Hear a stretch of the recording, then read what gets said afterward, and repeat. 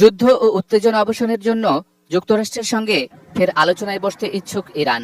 এ লক্ষ্যে তেহরান পাকিস্তানের মাধ্যমে যুক্তরাষ্ট্রকে নতুন একটি প্রস্তাব পাঠিয়েছে। এ ব্যাপারে তেহরানের সর্বশেষ অবস্থান ও কূটনৈতিক উদ্যোগ তুলে ধরতে শুক্রবার তুরস্ক, মিশর, কাতার, সৌদি আরব, ইরাক ও আজারবাইজানের পররাষ্ট্রমন্ত্রীদের সঙ্গে আলাদাভাবে টেলিফোনে কথা বলেছেন ইরানের পররাষ্ট্রমন্ত্রী আব্বাস আরাকচি। এ সময় তিনি বলেন, ফের আলোচনায় বসতে হলে ওয়াশিংটনকে অতিরিক্ত বাড়াবাড়ি এবং হুমকি বন্ধ করতে হবে। যুক্তরাষ্ট্র যুদ্ধবিরতি ভেঙে ফের হামলা শুরু করলে তা মোকাবিলার জন্য ইরান সম্পূর্ণ প্রস্তুত বলেও জানান আব্বাস আরাকচি।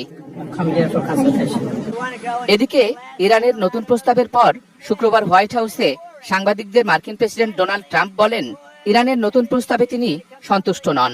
ট্রাম্প সাংবাদিকদের বলেন, তার মনে হয় ইরান কখনো আলোচনার মাধ্যমে এ যুদ্ধের সমাধান করবে না।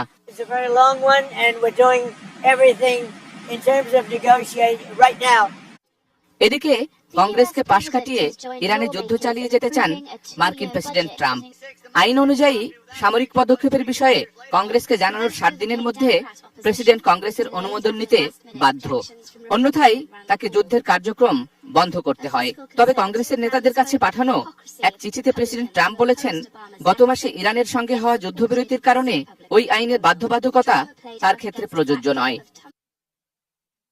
অন্যদিকে ইরানের বিরুদ্ধে যুক্তরাষ্ট্রের চলমান সামরিক অভিযানকে ভুল সিদ্ধান্ত বলে মনে করছেন অধিকাংশ মার্কিন নাগরিক।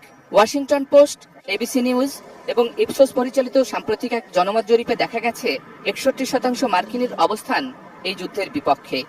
এরপরও ইরান যুদ্ধ শিগগিরই থামবে কিনা তার কোনো ইঙ্গিত দেখছেন না বিশ্লেষকরা।